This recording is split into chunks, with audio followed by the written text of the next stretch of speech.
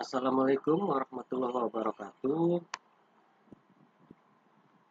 Di sini saya akan mempresentasikan tentang standar dan pedoman penerapan manajemen risiko bagi perusahaan asuransi syariah, perusahaan reasuransi, dan perusahaan reasuransi syariah.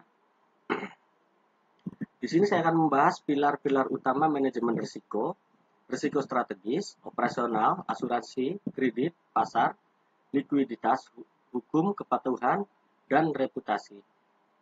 Selain itu, akan membahas struktur organisasi dan hubungan antara fungsi bisnis dan manajemen risiko.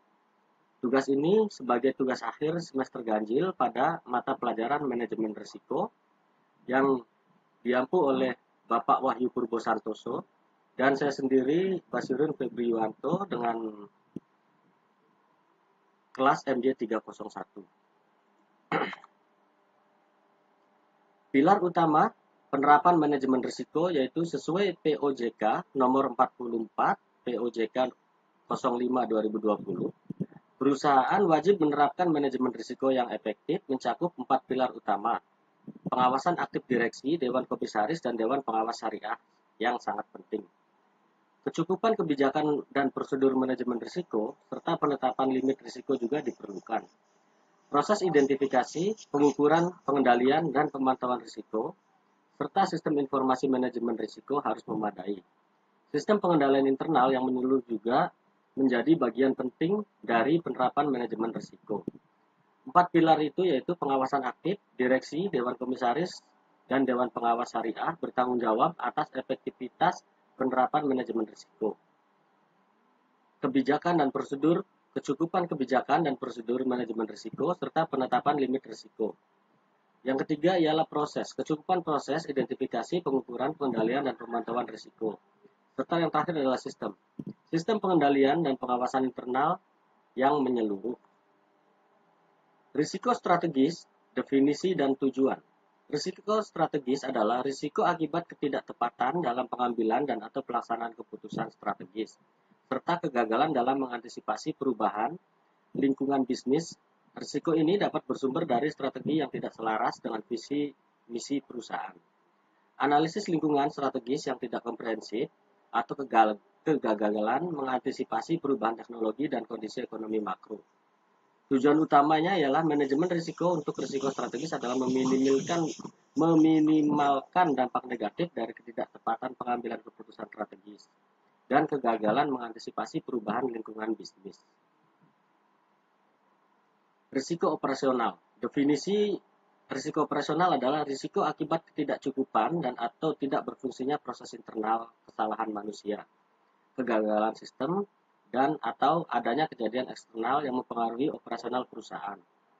Risiko operasional termasuk juga risiko yang timbul dari ketidakcukupan liabilitas yang disebabkan kelemahan proses penetapan asumsi aktuaria atau ketidakmampuan aktuaris dalam menetapkan asumsi aktuaria yang sesuai dengan kondisi yang dihadapi penerapan manajemen risiko.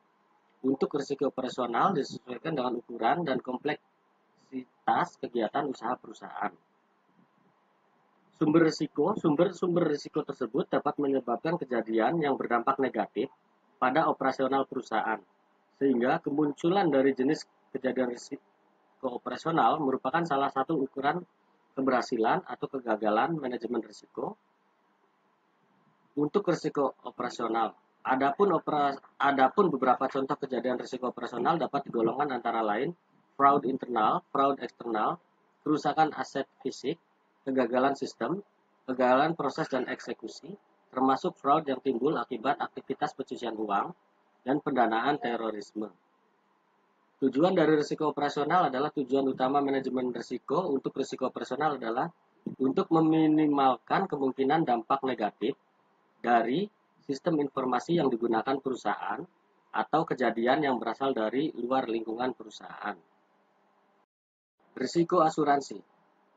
Definisi risiko asuransi adalah risiko kegagalan perusahaan untuk memenuhi kewajiban kepada pemegang polis, tertanggung atau peserta sebagai akibat dari ketidakcukupan proses seleksi risiko atau underwriting, penetapan premi atau pricing, penggunaan reasuransi dan atau penanganan klaim sehingga dapat menimbulkan kerugian keuangan secara langsung maupun tidak langsung, or direct loss, dan kerugian hilangnya kesempatan memperoleh keuntungan atau opportunity cost. Sumber risiko, jenis produk, jangka waktu produk, risiko yang dijamin, dan manfaat yang diberikan. Tujuan dari risiko asuransi adalah tujuan utama manajemen risiko untuk risiko asuransi adalah untuk memastikan bahwa kegiatan usaha perusahaan tidak terekspos risiko asuransi yang dapat menyebabkan kerugian signifikan, bahkan dapat mengganggu kelangsungan bisnis perusahaan.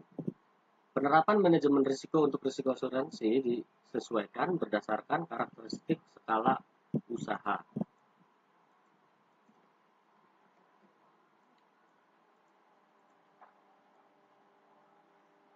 Risiko kredit. Definisi dari risiko kredit adalah risiko akibat kegagalan pihak lain dalam memenuhi kewajiban kepada perusahaan. Termasuk dalam risiko kredit yaitu risiko kredit akibat terkonsentrasinya penempatan investasi atau risiko konsentrasi investasi. Risiko kredit akibat kegagalan pihak lawan. Risiko kredit akibat kegagalan settlement dan risiko kredit akibat country risk. Sumber risiko dari risiko kredit seperti penerbit instrumen investasi, pemegang polis, tertanggung, atau peserta dalam hal pembayaran premi, maupun reasuradur, investasi yang terkonsentrasi pada pihak atau kelompok tertentu, dan akibat kegagalan penyerahan kas atau settlement. Tujuan dari risiko kredit ialah tujuan utama manajemen risiko untuk risiko kredit adalah untuk memastikan bahwa aktivitas pengelolaan investasi atau kegiatan usaha perusahaan tidak terekspos pada risiko kredit yang dapat menimbulkan kerugian pada perusahaan secara umum. Eksposur risiko kredit harus dikendalikan dalam rangka menjaga kondisi perusahaan dalam suatu kondisi dana terpenuhi atau fully funded. Eksposur risiko kredit merupakan salah satu eksposur risiko utama sehingga kemampuan perusahaan untuk mengidentifikasi, mengukur, mengendalikan, dan memantau risiko kredit serta menyediakan modal yang cukup bagi risiko tersebut sangat penting. Risiko pasar. Definisi dari risiko pasar adalah risiko pada posisi aset, liabilitas ekuitas, dan atau rekening administratif, termasuk transaksi derivatif akibat perubahan secara keseluruhan dari kondisi pasar dalam penerapannya. Untuk risiko ekuitas diterapkan oleh perusahaan yang melakukan konsolidasi dengan perusahaan anak. Penerapan manajemen risiko untuk risiko pasar disesuaikan dengan ukuran dan kompleksitas kegiatan usaha perusahaan dengan cara pengawasan aktif direksi, dewan komisaris, dan dewan pengawas syariah, dan juga harus kecukupan dalam kebijakan dan proses identifikasi, pengukuran, pengendalian, dan pemantauan risiko. Risiko pasar dapat bersumber dari aset yang diperdagangkan, aset yang dimiliki hingga jatuh tempo saat tersedia untuk dijual, dan terdiri atas risiko suku bunga, risiko nilai tukar, dan risiko ekuitas. Tujuan utama manajemen risiko untuk mengelola portfolio yang terekspos risiko pasar dengan baik sehingga perusahaan mampu mencapai tujuan bisnis yang telah ditetapkan dan meminimalkan kerugian yang ditimbulkan oleh risiko pasar. Risiko likuiditas. Risiko likuiditas adalah risiko akibat ketidakmampuan perusahaan untuk memenuhi kewajiban yang jatuh tempo dari sumber pendanaan, kas, atau aset likuid yang dapat dengan mudah dikonversi menjadi kas tanpa mengganggu aktivitas dan kondisi keuangan perusahaan. Sumber risiko dari risiko likuiditas dapat disebabkan oleh ketidakmampuan perusahaan melikuidasi aset tanpa terkena diskon yang material, karena tidak adanya pasar aktif atau adanya gangguan pasar atau market disruption yang parah, yang disebut sebagai risiko likuiditas pasar atau market liquidity risk.